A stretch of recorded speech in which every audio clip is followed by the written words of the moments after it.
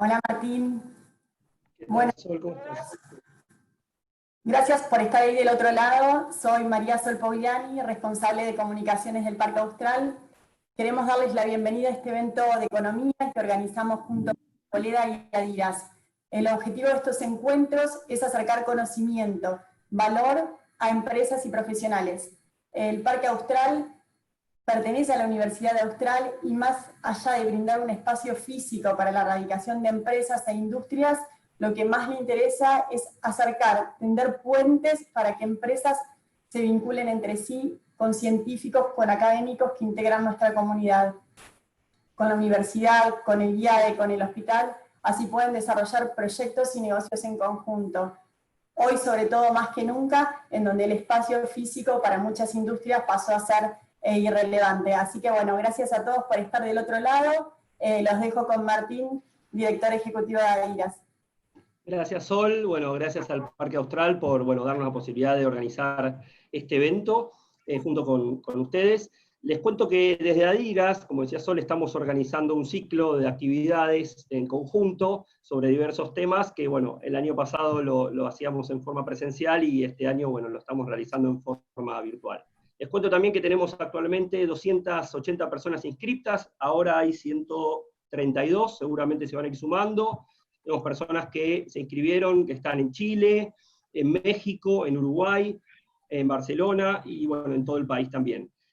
Por otro lado, les cuento también que abajo, dentro de la barra, van a tener un icono de preguntas, donde van a poder, a partir de este momento, realizar preguntas a Eduardo, a quien voy a presentar ahora, y él las va a estar contestando al final.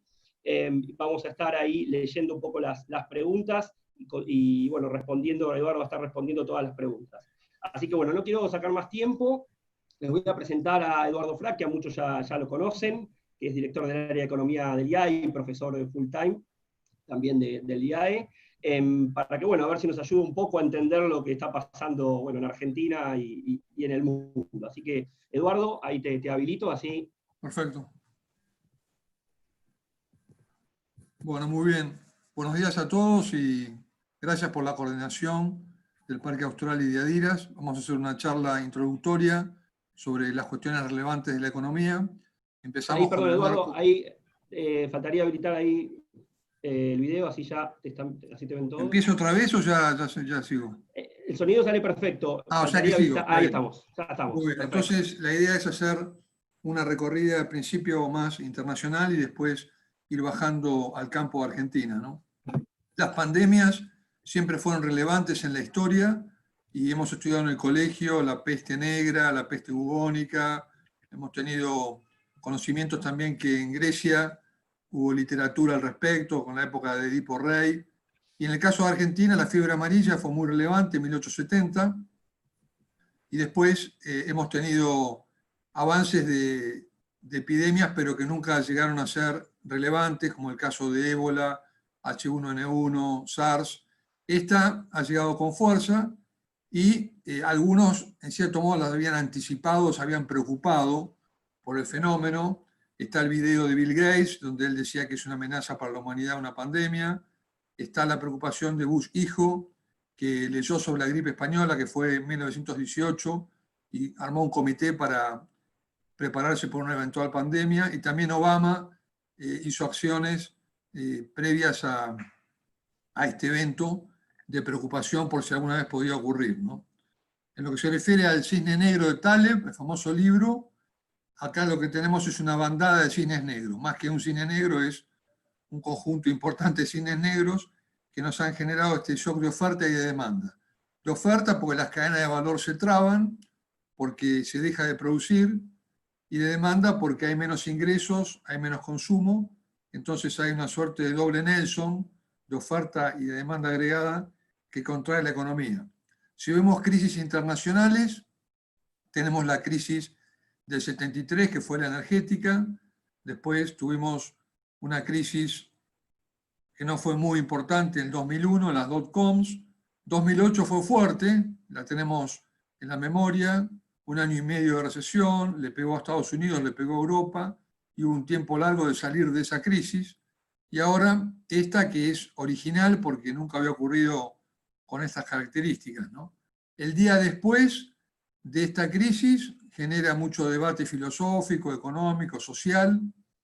Algunos van más por el lado de la cooperación, un nuevo capitalismo, una actitud más solidaria, como pasó a final de la Segunda Guerra Mundial, que se instrumentaron instituciones de cooperación internacional como Naciones Unidas, Declaración de los Derechos del Hombre, aspectos relacionados con el Fondo Monetario, Bretton Woods, o sea, todo un marco de cooperación internacional.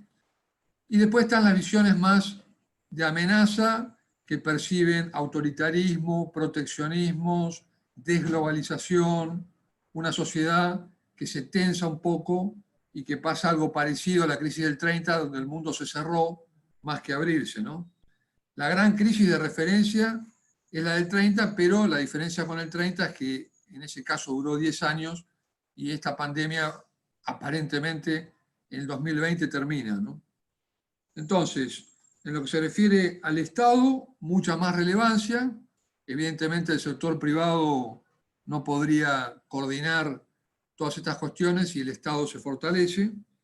Y la coordinación internacional es lo que se echa en falta, en el sentido de que no estamos viendo diálogo constructivo. Hace tiempo que no lo hay en el G7, el G20 reemplazó al G7, pero no lo vemos activo. El G2, que sería China más Estados Unidos, en cierto modo están en tensiones comerciales, tensiones geopolíticas. O sea que tenemos más un G0, ¿no? O sea, no hay una coordinación internacional y cada país se corta solo. Los populismos en general fueron más proclives a liberar, a que haya economía, el caso de Inglaterra, el caso de Estados Unidos, el caso de Bolsonaro, ¿no? Y nosotros, digamos, ya cerca de hablar de Argentina, hemos optado por una medida más sanitarista que la de liberación de la economía, ¿no? En cuanto a números, es todo muy preliminar, porque estamos en el medio de la tormenta. Se habla de un crecimiento que venía siendo de 3% para el mundo, de un -2, -3 para el 2020.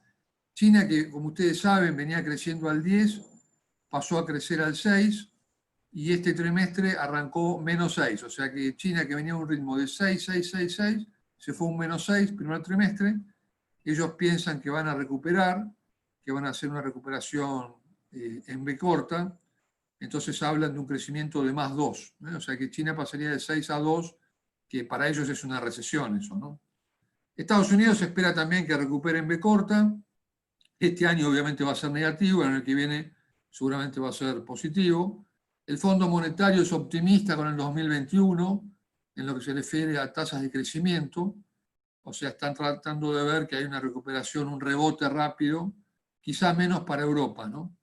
Y seguramente menos para la región, que la encuentra América Latina débil, floja de papeles, con dificultades en lo que se refiere a déficit fiscal, no tanto inflación, que está bastante contenida, pero sí cierta anemia de PBI, tasas de crecimiento bajas del producto desde el 2015, terminó el superciclo de commodities, que fue 2000-2015, y los últimos 5 años han sido malos para la región en promedio, ¿no? Algunos países con más dificultades, como Argentina, Venezuela, Ecuador, otros más armados, como Perú, y después un caso paradigmático que es Chile, que en los números de la macro el PowerPoint anda bien, el tablero de control es interesante, pero tuvimos el estallido social que le ha generado un desafío a este modelo que parecía invencible.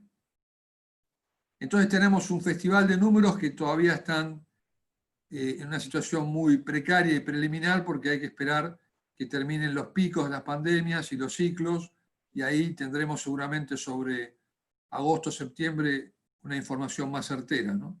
Desde el punto de vista del mercado de trabajo, llama la atención Estados Unidos, que tiene 300.000 pedidos de desempleo por semana y pasó a 20 millones, o sea, subió mucho la cantidad de gente que pide seguro de desempleo, es un 15% de la fuerza laboral, y bueno, demuestra, digamos, un mercado laboral más flexible donde se ajusta por desempleo, a diferencia de Europa, que en general es más de contención del desempleo, ¿no? Si bien ellos tienen desempleo alto. Nosotros tenemos en la economía el concepto de población económicamente activa, que es toda la gente que quiere trabajar, ¿no? Eso es 46% de toda la población en Argentina. Lo que ha ocurrido con este esquema de cuarentena es que ese 46 se va a 6, a 8, a un número muy bajo, la gente no está activa. Es como entrar en un gran domingo, ¿eh? Es como si se dijese, todos estos 60 días que hay por delante van a ser domingos. No se va a trabajar, no se produce. Entonces, ese gran domingo es el que estamos viendo ahora, que genera esta contracción de la recesión, que es otro elemento a rescatar, que es que otras crisis van entrando en el tiempo, en, por ejemplo, 14, 18 meses, como el 2008, pero esta crisis, digamos, es una crisis muy concentrada. O sea, en 4 meses viene el masazo, 4 meses viene el golpe y la gran contracción, ¿no? Entonces, yendo ya al caso de Argentina, como es bien conocido, nos toma frágiles, o sea, nos encuentra con 10 años de esta inflación, o sea, 10 años con inflación y recesión, promedio, ¿no? Hubo años positivos, pero como gran promedio, la Argentina post-Cristina 1 le ha ido mal, ¿no? O sea, Néstor y Cristina 1 son años de buen crecimiento, no vamos a hacer el detalle ahora de esos periodos, pero crecía el PBI, la inflación no era muy alta, más o menos caminaba la cosa. A partir del segundo de Cristina y el de Macri, ahí tenemos años malos, que son los que generan esta década de esta inflación, ¿no? Entonces nos encuentra con poco resto, con poca reserva, con poco pulmón, y eso influye en que tengo munición escasa para tirarle a la crisis, ¿no? En el 2008, perdón, se le tiró más o menos con 3 puntos del Producto Mundial, en promedio en todo el mundo. En la crisis del 30, 6%. Y ahora se está destinando recursos del orden de 15% del producto de los países. O sea, es una contribución importante y la Argentina solo 3%. O sea, 3% del PBI son los paquetes de la administración que ahora gobierna, entonces luce como bajo ese número comparado con lo que está Estados Unidos, que está en 10% en la parte fiscal y otro 10% en la parte monetaria, o el esquema de Europa, que también está apoyando fuerte fiscalmente y desde el punto de vista de emisión monetaria, o Perú, que tiene un paquete de 10%, o sea que estamos flojos de papeles en cuanto a artillería para tirarle a esta recesión. Porque el objetivo siempre es moderar la curva de lo que podemos llamar la pandemia, que sería lo que hacen los sanitaristas, con las cuarentenas, evitando el pico que genera la tensión en los sistemas de salud. Después está la ola de la recesión, que se quiere moderar. Idealmente, en un supuesto totalmente utópico, tenemos 800.000 pymes. Yo quisiera que esas 800.000 pymes tengan saneado el tema capital de trabajo y salarios, y supongamos que en septiembre, agosto se sale de toda esta crisis, que esas pymes estén operativas, pudiendo funcionar, habiendo pagado los salarios. Eso es algo bien utópico, bien complejo, por la cantidad de pymes, 800.000, y por las tensiones de diferencia de cómo están las pymes y de los sectores. Pero idealmente eso es lo que a nosotros nos gustaría, porque en cierto modo el Estado me dice no podés ir a trabajar, bueno, ayúdame en la transición con un esquema de subsidio a mis recursos productivos, ¿no? Entonces, en el caso de Argentina, sabemos que la mortalidad de las pymes siempre es un 10%, o sea que yo tengo 800.000 pymes, se mueren por año de orden de 60.000, y el gran objetivo es que el tejido productivo llegue lo más sano posible, ¿no? Ese es un desafío que tiene el gobierno y la sociedad.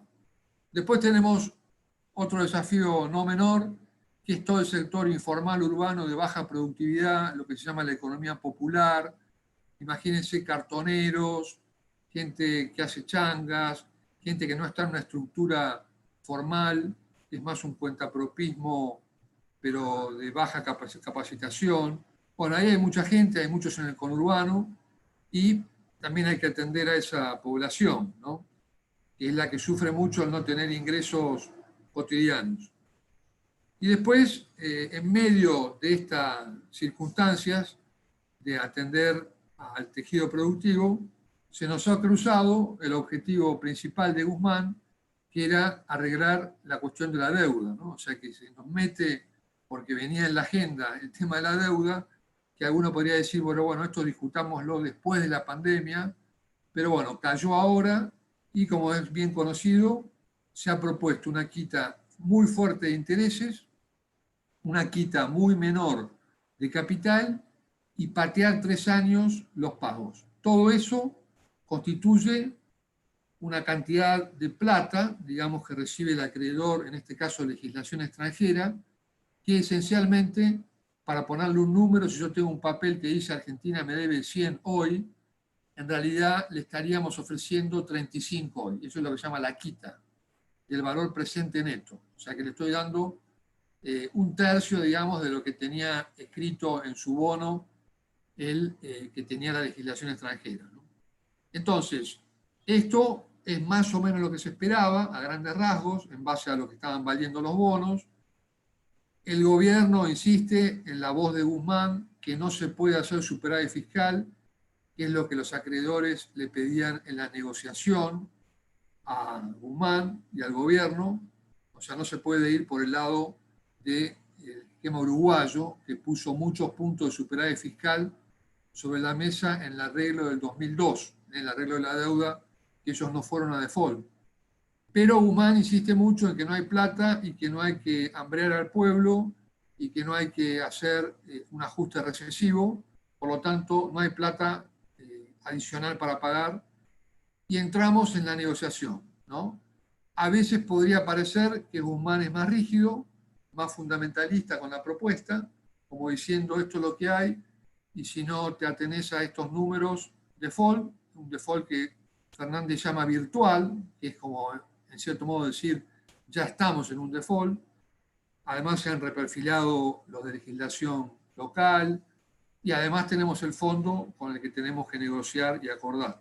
Situación difícil entonces, siempre se dice que es mejor que no haya default, por un lado porque vendrían menos inversiones, hay más costo de crédito, perjudica a las empresas, nos vuelven a poner en la lista negra, una mancha más al tigre, todas cuestiones que afectan la credibilidad del país.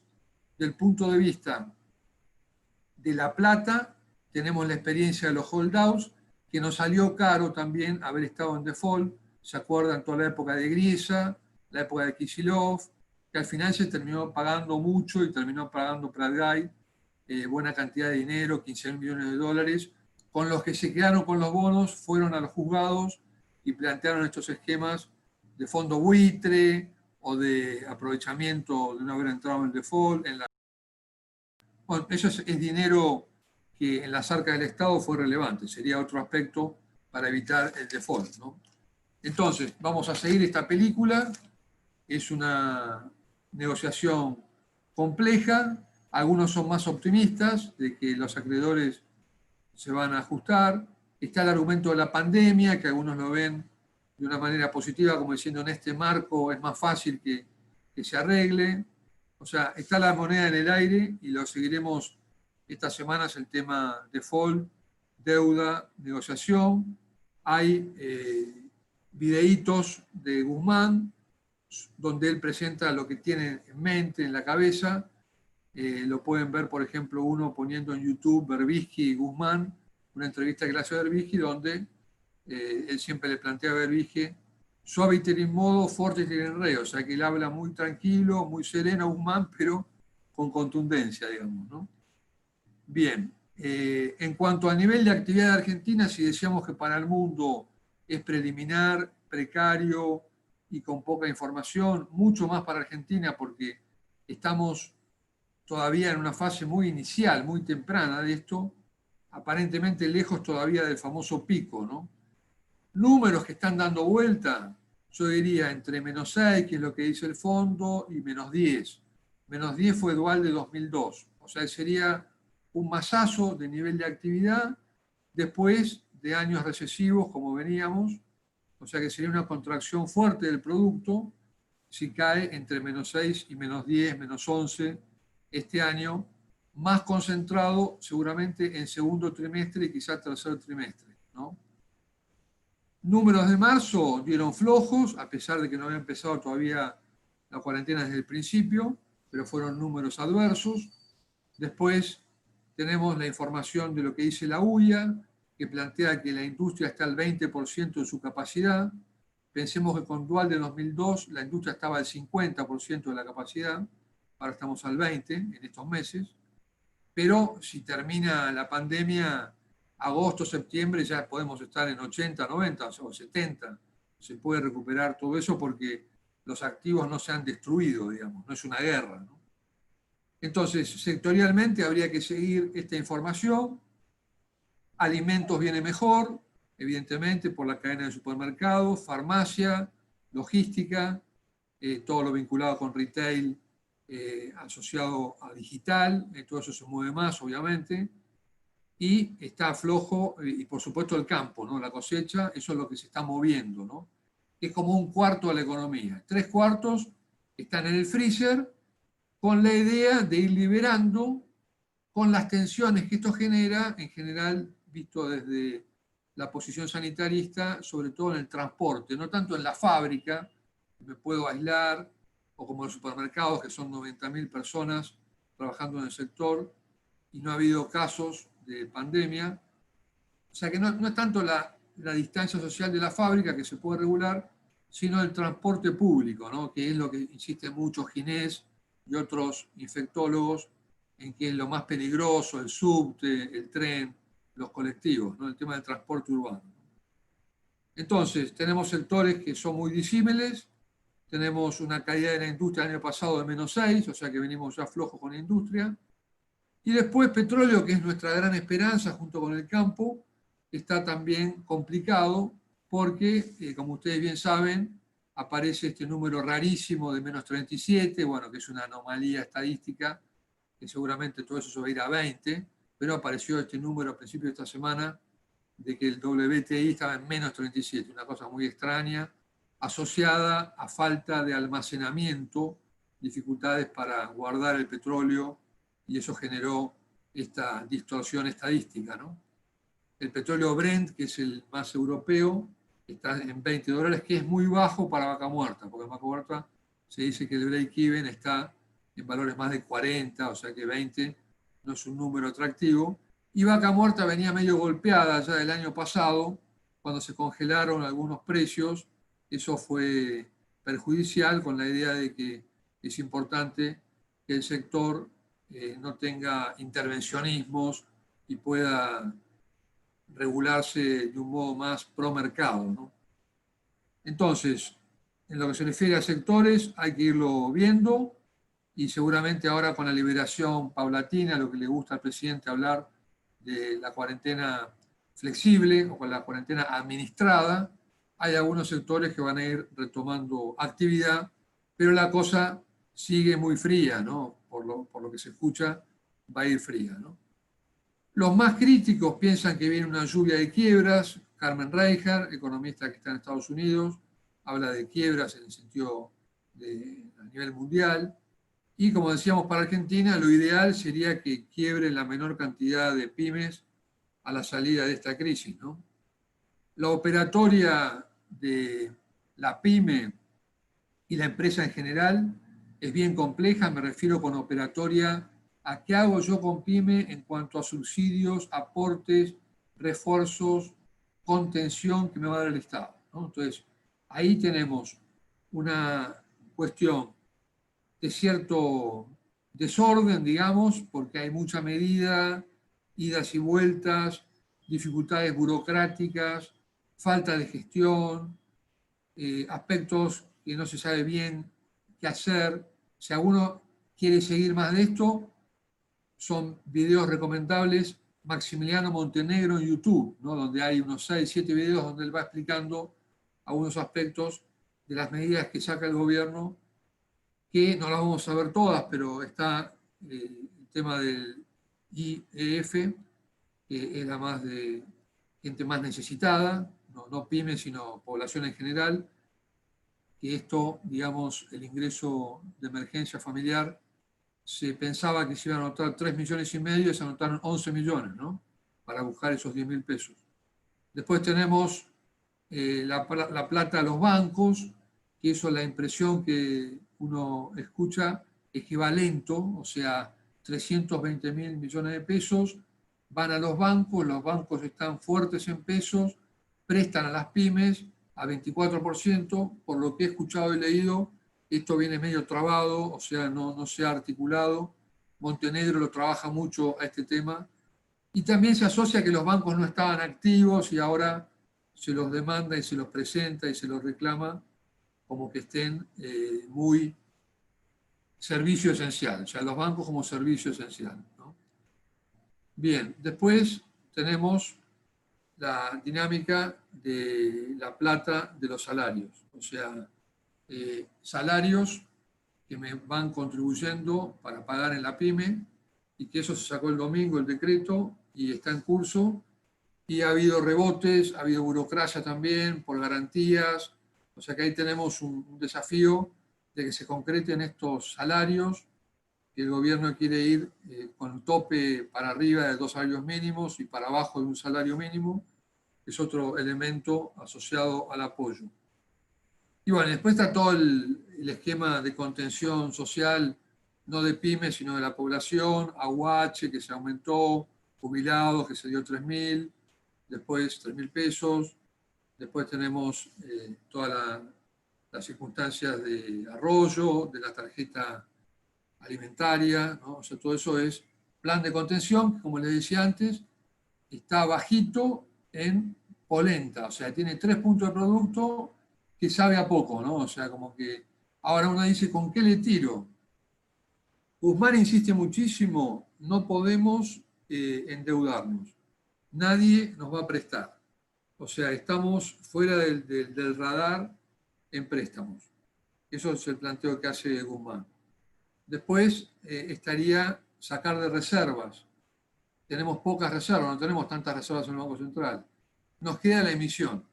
Entonces ahí viene, digamos, el planteo de emisión de dinero que genera el miedo de la inflación, ¿no? Eso sería el punto asociado a la emisión monetaria, ¿no? Entonces, ¿qué pasa con la emisión? Una visión más de catástrofe, dice esto se va a ir a precios, vamos a tener una hiper. No es el consenso de los economistas. ¿Por qué? Porque tenemos algo de reservas, o sea que no deberíamos esperar esa circunstancia, ¿no?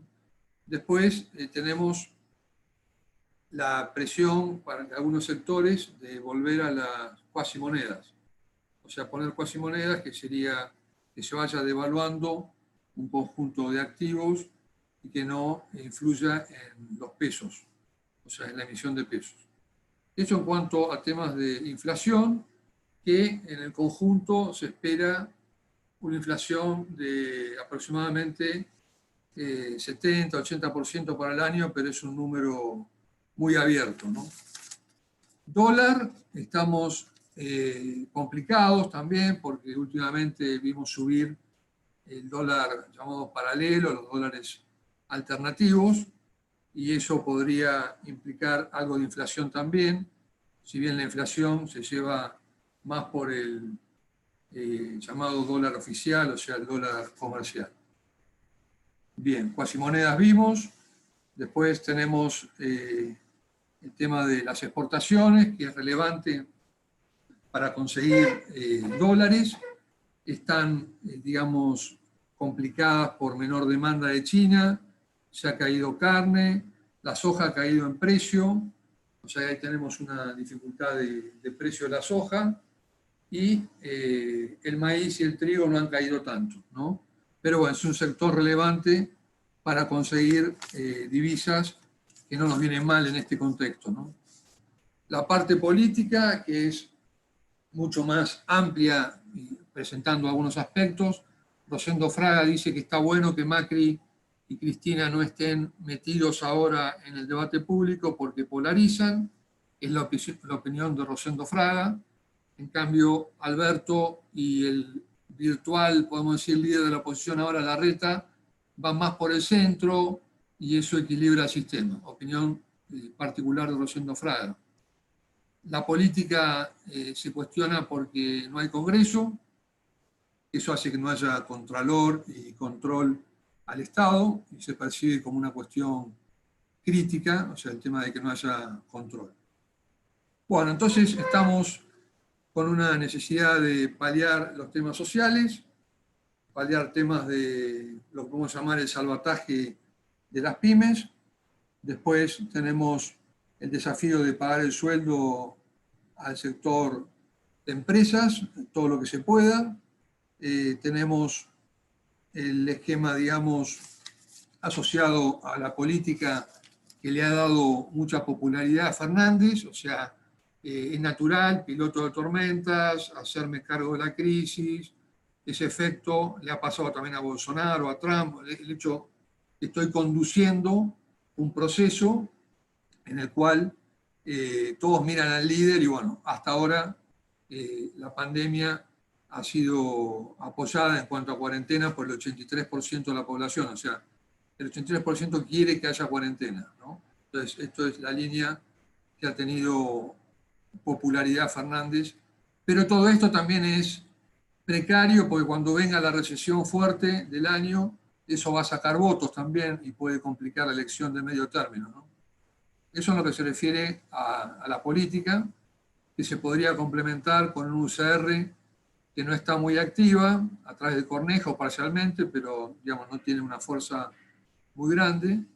Y lo que les decía antes, de que se cuestiona que no actúa el Congreso, ni Senado, ni diputados, ni tampoco el Poder Judicial, ¿no?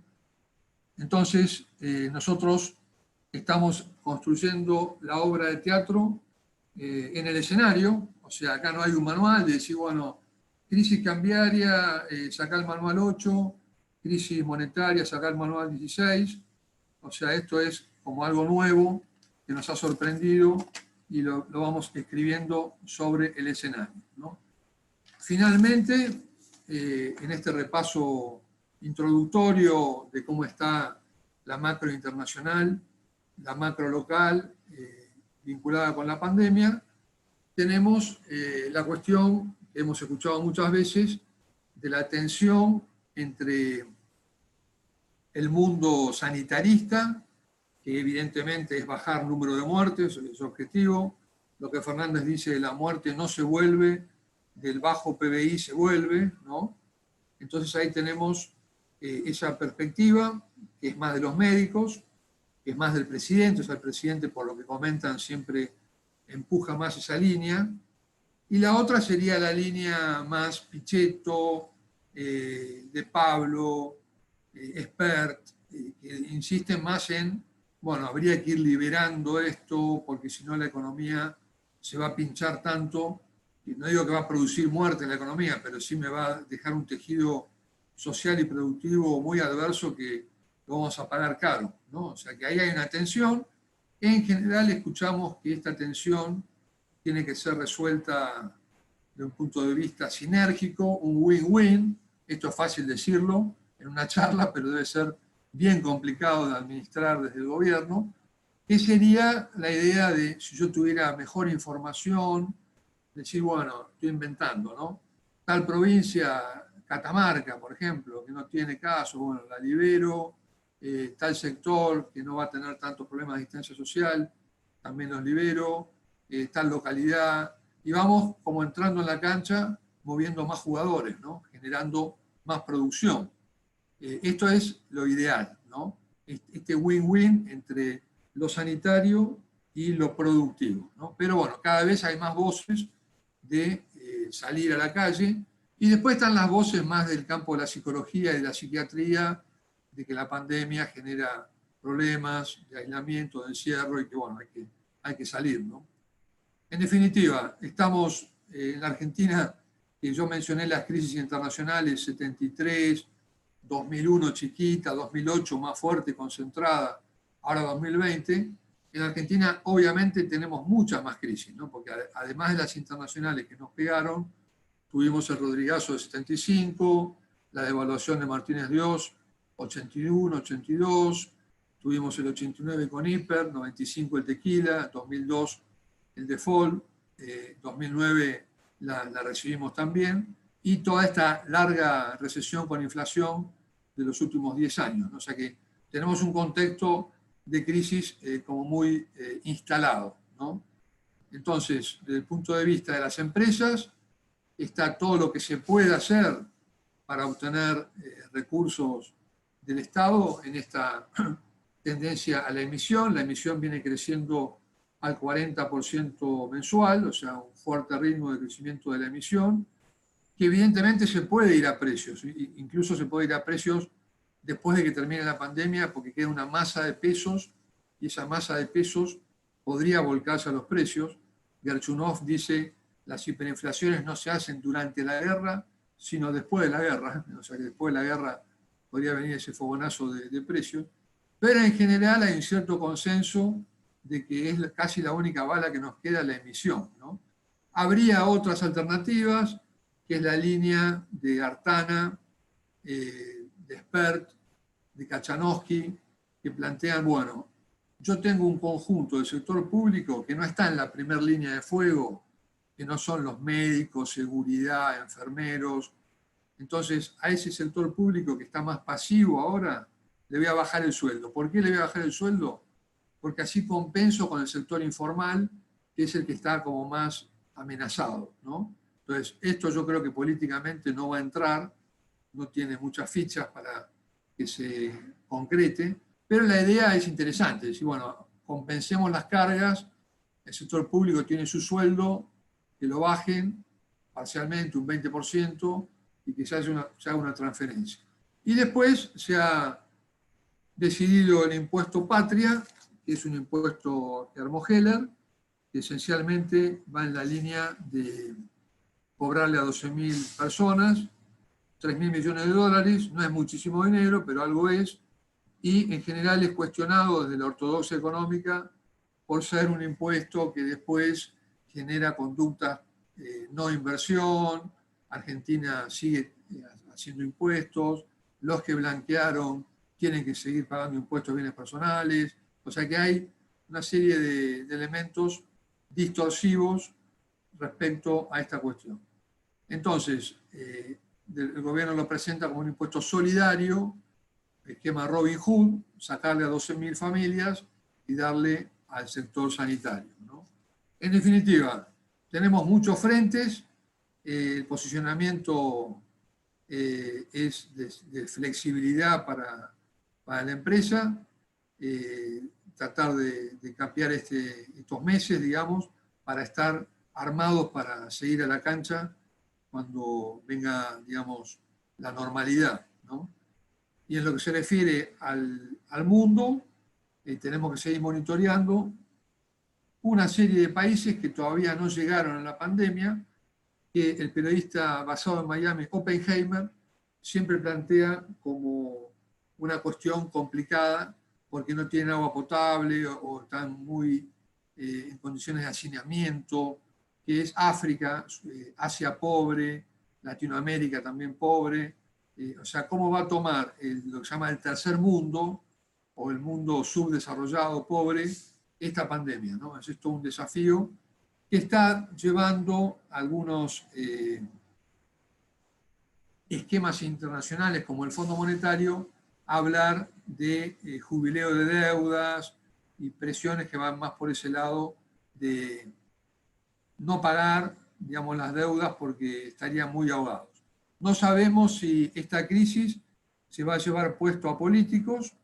Puede ser que en algunos casos ocurra que las crisis sean tan caóticas que terminen los gobiernos y haya cambios de administración. Eso podría ocurrir.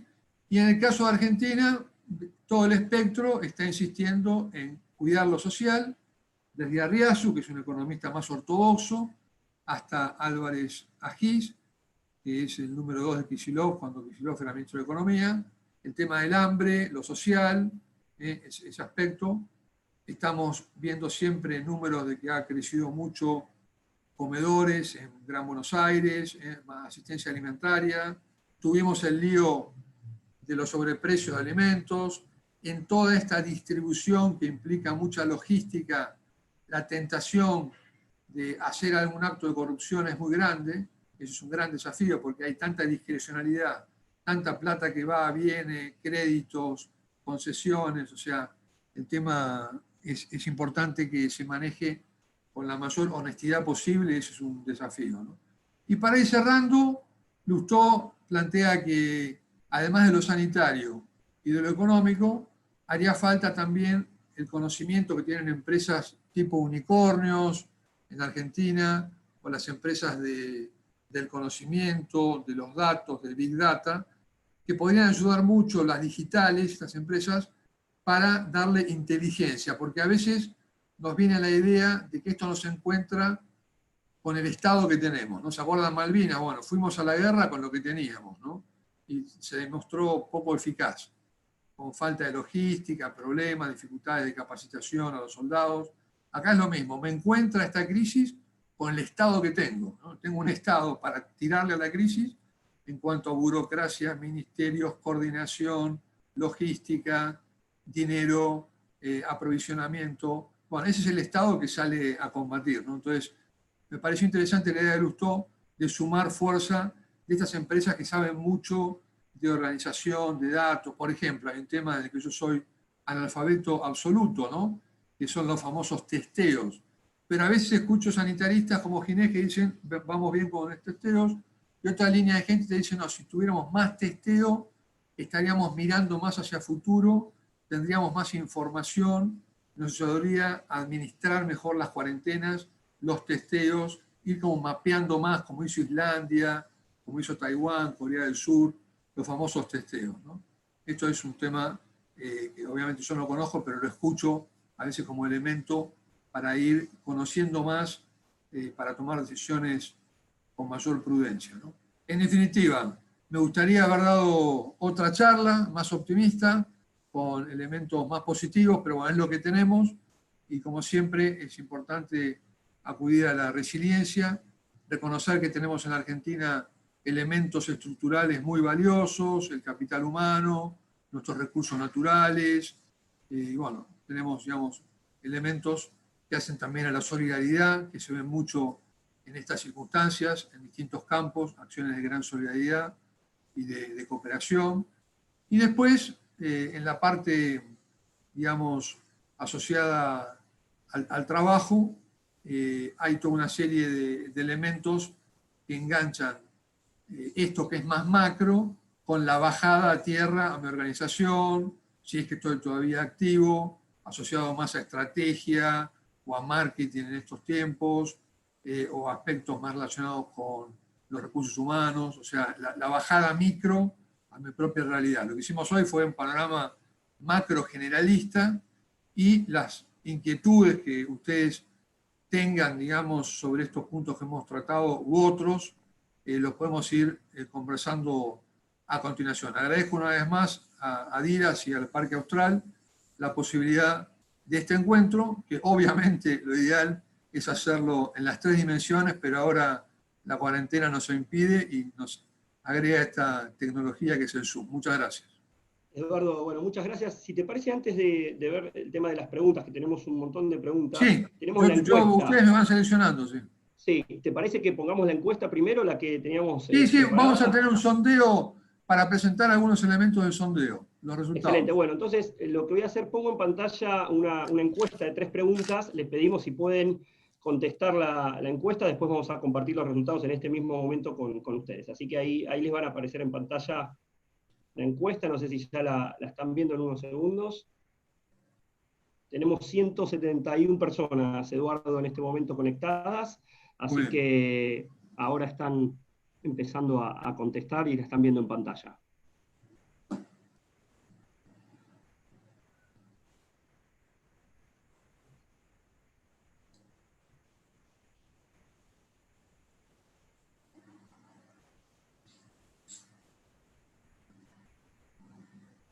Bueno, ya contestaron 50 personas, así que ahora esperamos unos minutos más, si te parece, y sí. así pueden contestar todos. Abajo tienen el botón de encuesta o polls, depende de cómo lo tienen configurado en español e inglés.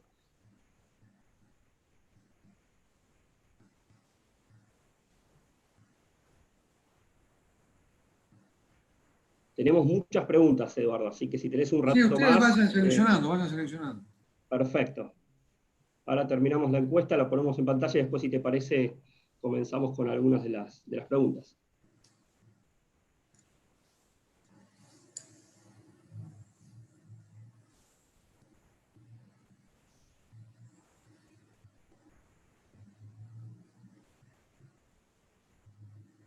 Bueno, ya tenemos 135 respuestas. Parece que esperamos 30 segundos más.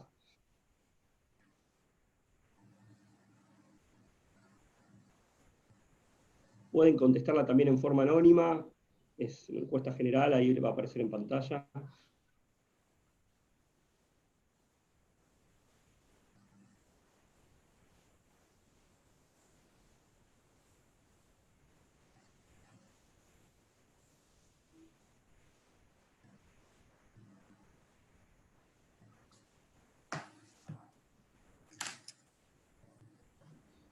Bueno, ahí ya parece que están ya terminando de contestar. Pongo en pantalla si les parecen los resultados. Sí.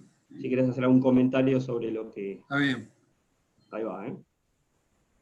Ahí van a ver los resultados. Seguramente ahora ya lo van a empezar a ver. No sé si lo están viendo en pantalla. ¿Estás pudiendo ver, Eduardo? Sí. Sí, se ve bien, sí.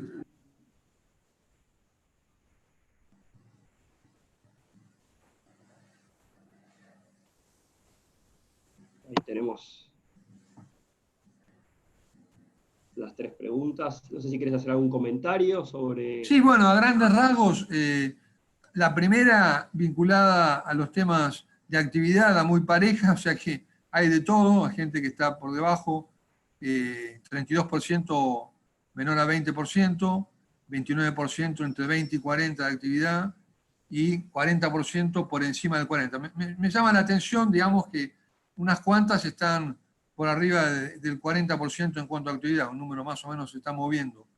La segunda, se percibe una proporción significativa de quiebra que da 50%, o sea, como que se percibe que va a haber dificultad con quiebra y continuidad de las empresas, ¿no? Y después, en lo que se refiere a inflación, la gente es más, digamos, conservadora, o sea, que no se espera una explosión de inflación, un 30% más del 70%, es una inflación muy alta, la mayoría un 60% entre 50 y 70%. Veníamos de un ritmo de 50, o sea que sería un poco más de inflación, pero el dólar que está tan nerviosón, ¿no? Es un punto a seguir, si bien Arriazo siempre dice que el paralelo no guía los precios, ¿no? Pero genera estas tensiones y como ustedes conocen, sobre todo los mayores, se hablaba mucho en los 70 y 80, la brecha, famosa brecha, es decir, oficial 65, paralelo está 110, 115, tengo esa brecha mete ruido, genera distorsiones y plantea en algún momento una corrección del oficial. O sea que el tema del dólar es importante para la inflación, como lo vimos en los años de Macri, ¿no? Así que esta sería la perspectiva de la audiencia, digamos, que coincide con un pronóstico que le pedía a 20 grupos del máster. Los 20 grupos no ven hiperinflación, pero en Argentina nada se puede asegurar. Yo pienso lo mismo, yo contestaría muy parecido a ustedes las 3 preguntas. Entonces vamos ahora a inquietudes que tenga el público. Perfecto. Sol, si te parece, vamos leyendo... Sí, vos léeme, sí. Vamos leyendo, con Sol vamos leyendo algunas de las preguntas. Mirá, hay muchísimas, voy a tratar de seleccionar las más significativas, pero bueno, hay muchas. ¿Cuál es la tasa promedio de actualización de paritarias para el 2020 que esperás? Me imagino que es difícil porque promedio... Sí, es difícil el promedio porque difícil depende de por los sectores, ¿no? Pero bueno. Sí, por ejemplo, ahora la UOM, yo leí que Aicaló habían hecho un esquema de bajar el salario y darle actividad a la gente, que bajaban un porcentaje, creo, del 70% del salario anterior. Yo tiendo a pensar que la paritaria va a conseguir menos que la inflación. Es muy genérica mi respuesta, en el sentido de que el salario real va a caer este año. O sea, los salarios no van a acompañar la inflación le va a ganar al promedio de los salarios de la economía, como pasa siempre en las recesiones, o sea que va a haber una contribución del salario, o sea que va a perder el sector que tiene la fuerza de trabajo para emplear. Perfecto. Bueno, Hay otra pregunta, dice, ¿qué medidas podría tomar el gobierno para evitar que la emisión se traslade a la hiperinflación y si ves un riesgo de un nuevo plan Bonex? Bueno, ahí teóricamente sería una emisión más prudencial, estaría el argumento de las cuasimonedas, que en general a Guzmán no le gusta, él no lo defiende, pero algunos lo están empezando a plantear. Después estaría el buscar recursos, como yo charlaba en la exposición, del sector público, sacarle un poquito al sector público, a nivel de salarios, se pagan 50 millones de dólares de salarios al sector público, yo saco algo de ahí, podría tener parte de la emisión. La recesión juega a favor, está todo pinchado, entonces cuando está todo pinchado, la emisión no va tanto a precios, ¿no? Porque la economía está totalmente, digamos, sin uso, ¿no? Estos serían elementos para ir llevando la emisión. En el caso de Estados Unidos, ellos han tenido la gran ventaja, lo mismo Europa, de haber emitido una barbaridad del 2008 en adelante, los famosos QE, Quantitative Easing, que usó Bernanke, pero eso en la Argentina nos da miedo, ¿no? Nos da miedo si hay mucha emisión y algo, digamos, Pese ha tomado porque ayer contrajeron un poco la cantidad de emisión por el miedo, porque un temor de la emisión es que se vaya al paralelo, ¿no? Hay más plata en la calle, la gente como refugio busca el dólar y eso levanta el contado con liqui o el paralelo. O sea que es una administración coordinada para que la tasa de emisión no sea tan espectacular, ¿no? Bien, si bien acá dice que obviamente es muy difícil dar pronósticos, pero si podés repetir por ahí digamos, tu opinión en cuanto a el déficit proyectado, el tipo de cambio proyectado y la Sí, inflación esos son proyectada. elementos con un enorme más menos, concepto que algunos habrán estudiado ustedes en la facultad de varianza, ¿no? La famosa varianza, ¿no? Tengo la media y la varianza. Este es el típico año de la varianza, o sea que está todo tan abierto. Si yo me tuviera que jugar, yo diría PBI menos 10 este año, que es un año Dualde, 2002, pobreza de 35 va a 50, parecía al 2002 que se fue a 55, desempleo que está en 10 puede subir a 18, tasa de interés de la LELIC la venía bajando Pese de 80 a 40, puede seguir bajando un poco, inflación yo pondría un 70-80 de inflación, tipo de cambio oficial seguir subiendo del 65, poder llegar a 90 a final de año, el paralelo se puede ir a 160, 180, exportaciones que están muy flojas van a seguir flojas, importación se va a hacer puré, va a caer una barbaridad la importación porque se frena tanto la economía, cae muy fuerte importación, aspectos relacionados a indigencia, es más o menos un tercio de la pobreza, digamos un 15% de indigencia. Indigencia quiere decir que tengo problemas para comer, ¿no? O sea que subiría de 8 que está ahora a 15% de indigencia. Y déficit fiscal me jugaría por un 8% del déficit primario, ahora estamos en 1%, ese 1 podría ir a 8, o sea, una gran contracción fiscal porque sube el gasto público y bajan de una manera extraordinaria los impuestos. Ahora está muy difícil cobrar impuestos y por eso algunos economistas como Expert dicen habría que liberar de impuestos a la gente. O sea, lo que pasa es que no es fácil, dice Fernández, porque si me sacás los impuestos, después cómo hago para pagarle los sueldos provinciales y todo el sistema público, ¿no? Esos serían algunos indicadores en el plano argentino, ¿no?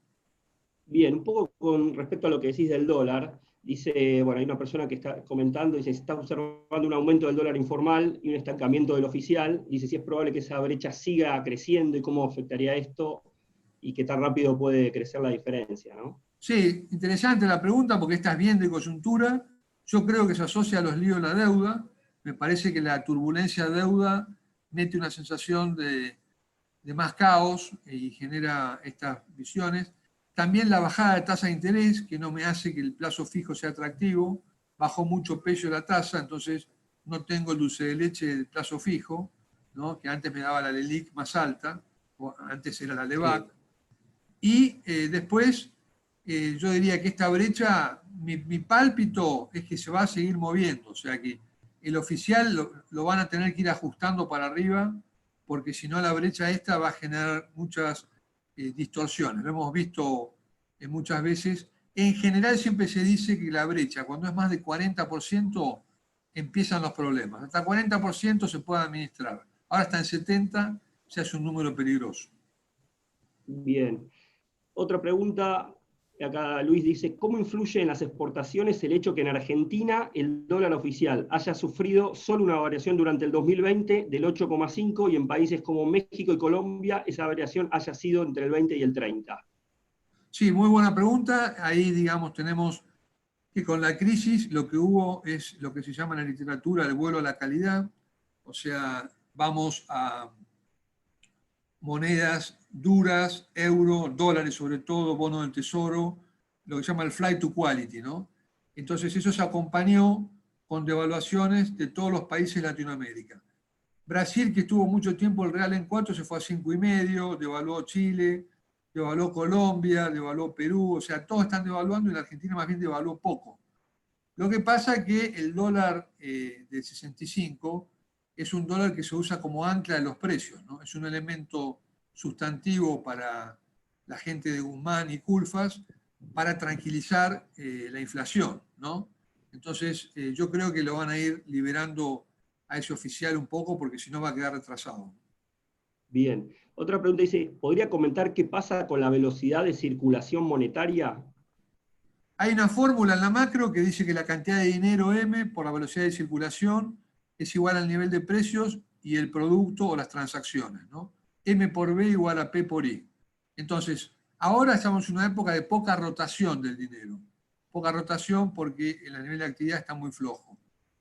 A medida que salgamos de la recesión, va a ir subiendo esa B corta, que es la velocidad de circulación, y la peor noticia sería que en todo este proceso en Argentina aparezca un titular en Clarín que diga hay huida del dinero. Eso quiere decir que aumenta la velocidad de circulación. Cuando la gente no confía en el peso y empieza a huir del peso y busca refugio dólar, ¿no? Entonces, eso es un aumento de la velocidad de circulación. Ahora está más bien baja, pero puede ir creciendo. Y tenemos la famosa batalla que en la conferencia que yo les decía, o más que la conferencia, la entrevista de Berbisky a Guzmán, Guzmán es muy por el lado de tenemos que recuperar el peso, no, somos locos si nos endeudamos en dólares, no podemos razonar en dólares, tenemos que seguir trabajando en pesos, restañar el peso.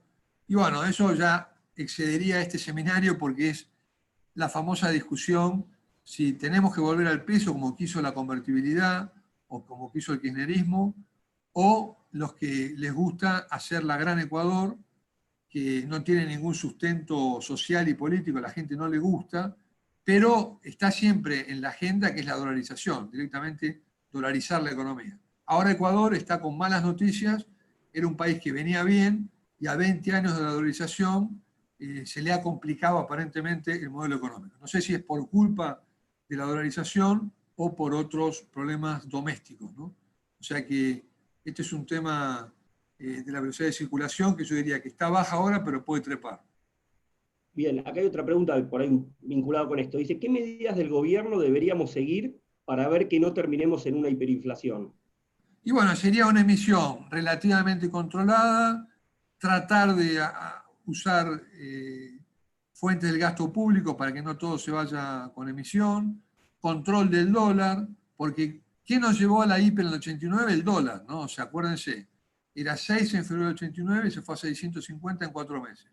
Eso no va a pasar, o sea, yo no veo que eso vaya a ocurrir con el dólar, pero la disparada cambiaria es la que te mete alta inflación, o sea, que el dólar se vuelva loco, ¿no? Si el dólar se vuelve loco, contra reservas bajas, dice Artana, como tenemos reservas, no puede haber hiper, porque tengo soldados en el Fortín. Si yo pierdo la guardia y pierdo los soldados del Fortín, los indios toman el Fortín. Entonces, las reservas son fundamentales para contener un episodio de hiperinflación. En ese sentido, es muy relevante que vengan dólares de exportación. Esos dólares de exportación son funcionales para tener un buen fullback, que serían las reservas, un último jugador, el último hombre, el número 2, para contener la tensión hacia el dólar.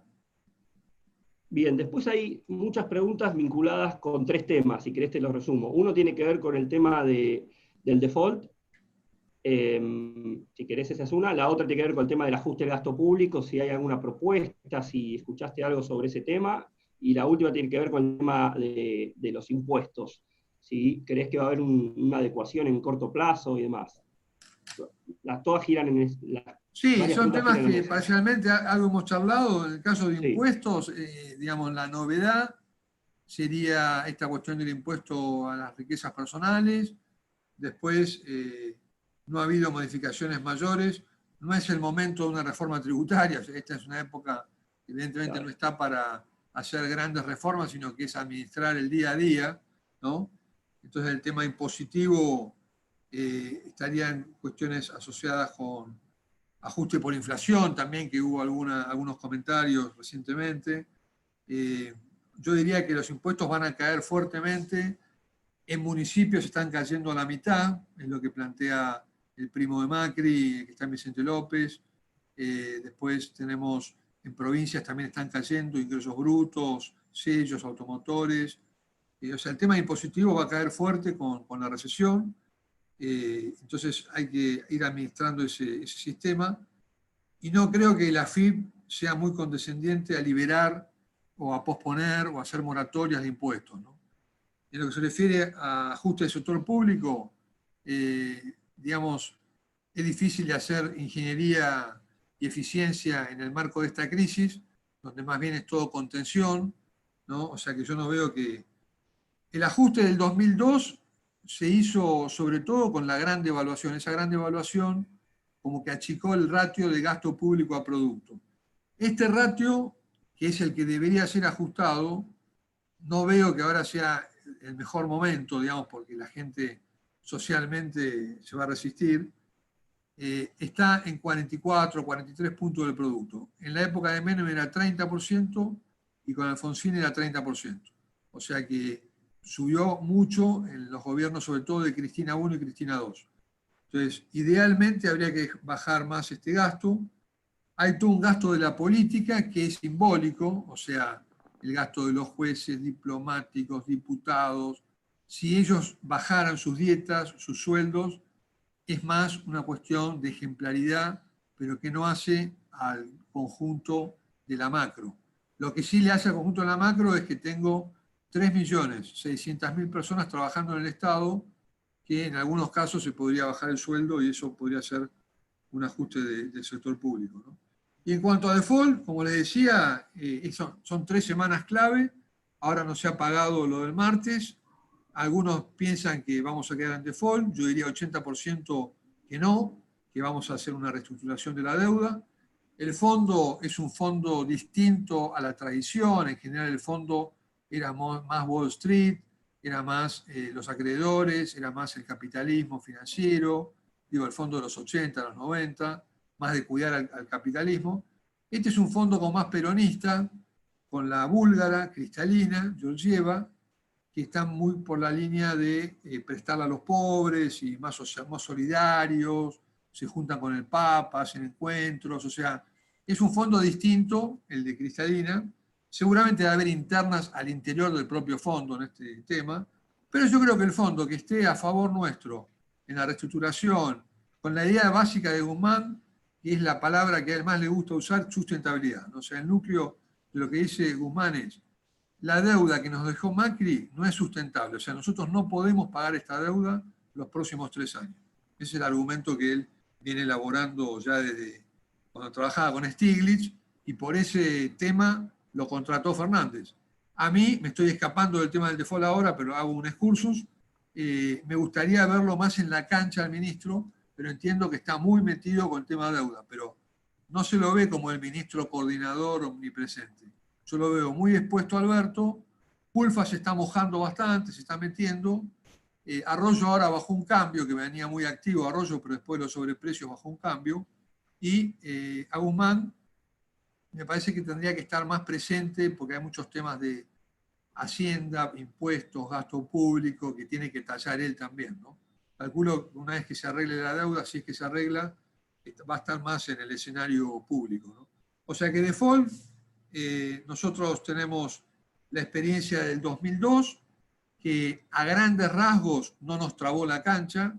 al principio, después, como yo les dije antes, hubo que pagar mucha plata con los fondos buitres, pero acuérdense que con Néstor crecimos al 8 anual, sin inflación. O sea que el default no fue una mochila que nos trabó la economía, ¿no? No quiero con esto decir que hay que hacer el default, pero no podríamos decir que ese default nos complicó tanto la economía. Bien. Eduardo, una pregunta dice si se fuerza un default, serviría para licuar el gasto público y disminuir el déficit fiscal proyectado. ¿Lo ves viable ese escenario? Que se quiera Bueno, eso te forzar da cierto oxígeno, como tuvo Néstor y Lavagna, como no tenían que pagar la deuda y la patearon para adelante, bueno, eso generó mayor, digamos, espacio fiscal. Entonces, si yo, supongamos que era en default, y bueno, y tenía 50.000 millones con la legislación extranjera, y digo, no te voy a pagar nada, y bueno, eso liberaría esos pagos que quedan para el interior de la economía. Pero, evidentemente, es una mala práctica, ¿no? ¿Se acuerdan López Murphy siempre citando a Avellaneda, que hacía todo el análisis de que había que honrar a los títulos públicos, a los bonos, la idea de la credibilidad internacional, ¿no? Bien, bien. Si te parece, hacemos las últimas dos preguntas finales. Una Sí, tiene todas que las que ver quieras, todas las que quieras. Bárbaro. Sí, respecto a algún paralelismo con alguna crisis de la historia, si ves algún paralelismo, algo como para No, seguir o paralelismo, destacar. López Murphy, que le gusta la historia, el otro día tiró una interesante, digamos, un poco exagerada quizá, y dice que esto se parece a la guerra del Paraguay cuando Paraguay se quedó sin varones, ¿no? O sea, el hecho de que la fuerza de trabajo de Paraguay desapareció por la guerra de Solano López, ¿no? Esa es la imagen que puso López Murphy. La gente no está trabajando, ¿no? Es una crisis rara porque es crisis de oferta, o sea, está todo el aparato productivo, pero no está el factor trabajo usándolo. Y después, si bien hay mucha gente que trabaja remoto y mucha gente que trabaja online, obviamente yo no puedo sustituir toda la economía, porque el comercio creo que un 6% va con retail y va con esquema tipo Amazon, ¿no? Mercado Libre, pero el 94% es físico, ¿no? Entonces, si se me dispara el dólar, es parecido a crisis cambiarias, ¿no? O sea, todas las crisis cambiarias que hemos tenido con Macri, con Martínez de O, eso tenemos mucha experiencia, ¿no? En cuanto a caída de nivel de actividad, es más una caída tipo deflación, ¿no? Como una deflación en el sentido más parecido a los años 30, ¿no? O sea, yo no encontraría una crisis similar en el repertorio de nuestras crisis argentinas recientes. Habría que, para el que le interese este tema, revisar el libro de Kigel, que escribió con su hijo, que es de Crisis Argentina, que es un libro interesante que estudia todas las crisis argentinas, las cambiarias, las bancarias, las monetarias, hace todo un raconto de crisis, a ver si esta pandemia coincide con alguna.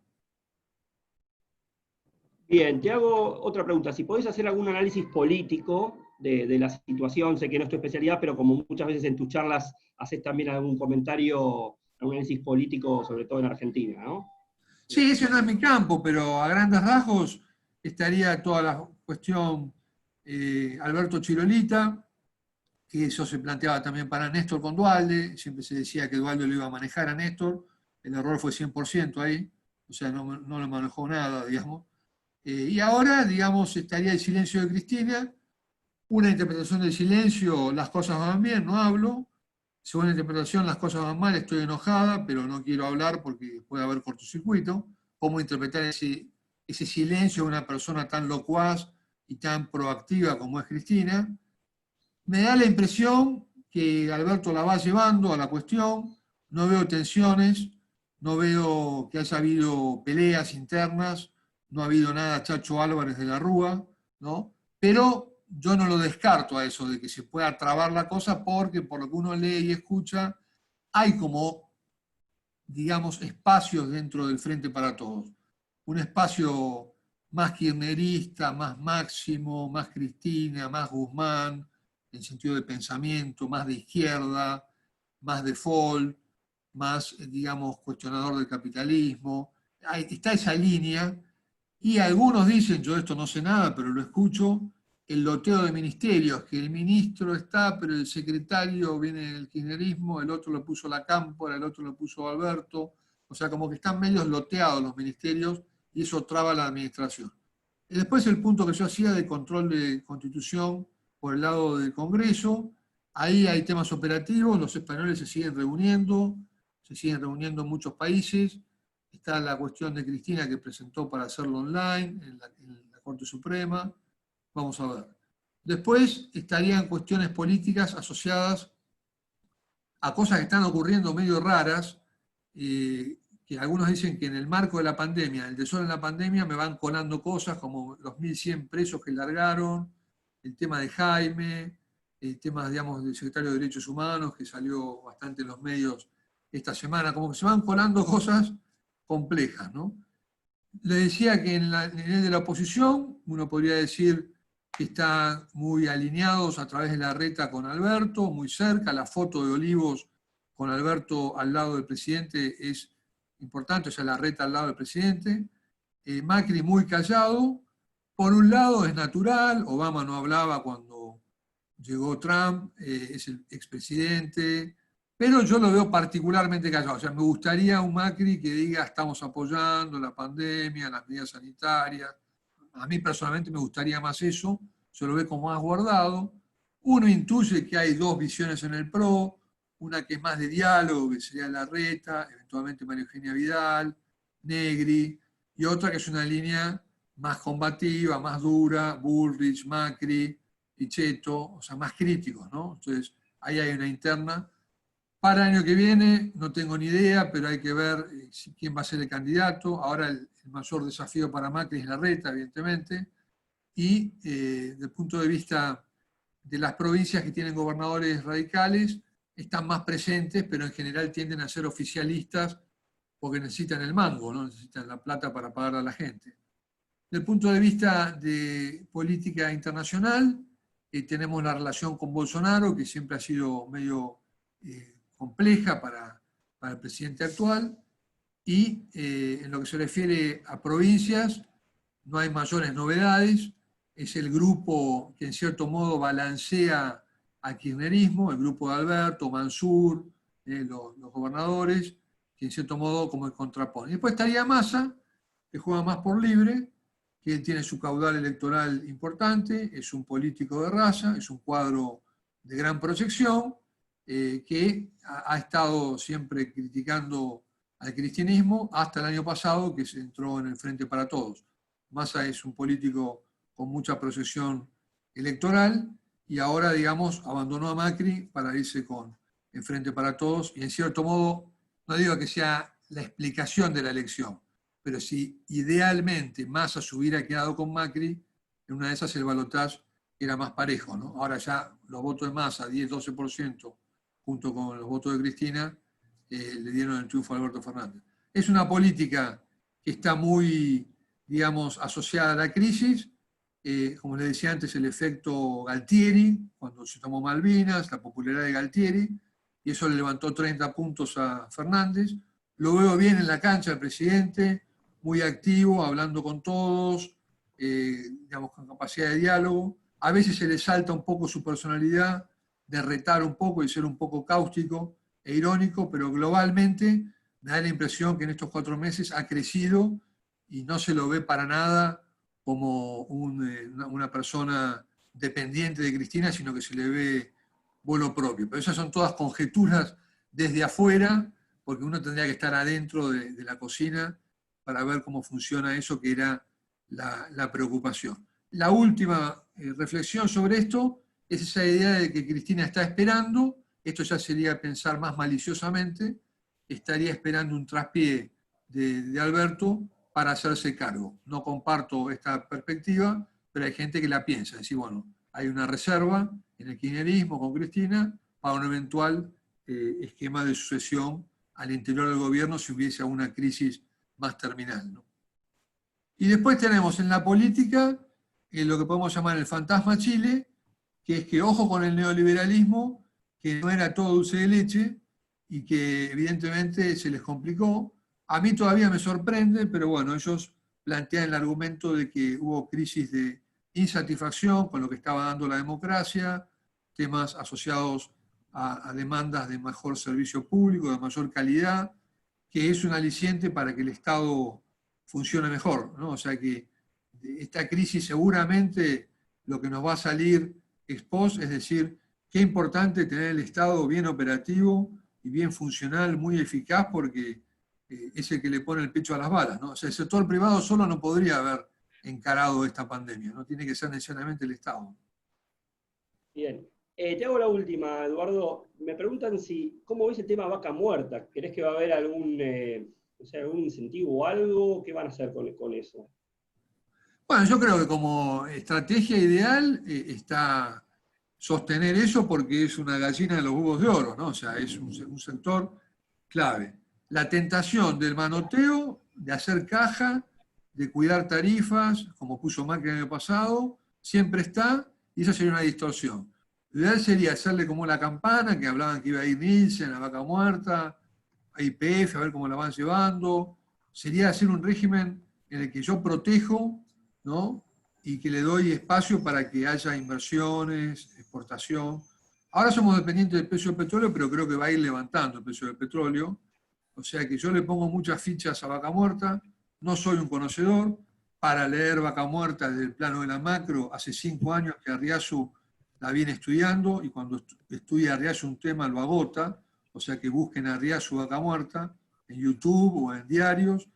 Busquen a Puz, ex secretario de Energía, que sacó un artículo ayer en La Nación sobre estos temas del petróleo, y La Peña, del Instituto Mosconi, que también sacó hace 3 días un trabajo sobre el esquema del petróleo. O sea que yo veo que el petróleo y vaca muerta llegó para quedarse, es algo que nos va a dar. En el corto plazo está más trabado, y esperemos que en algún momento se encarrile. Excelente. Buenísimo, Eduardo. Muchísimas gracias por tu análisis económico. Muchísimas gracias a todos los asistentes que estuvieron del otro lado hasta el final. Así que los esperamos en los próximos eventos. Martín. Gracias. Bueno, Eduardo, muchísimas gracias. Gracias a todos por conectarse el día de hoy. Bueno, Eduardo, la verdad, muy interesante tu visión y tus comentarios. Así que, bueno, gracias a todos y, bueno, los esperamos en otra actividad que realizaremos en conjunto desde Adiras con el Parque Austral. Bueno, muchas gracias y buena cuarentena a todos. Chao. Gracias. Gracias, Eduardo.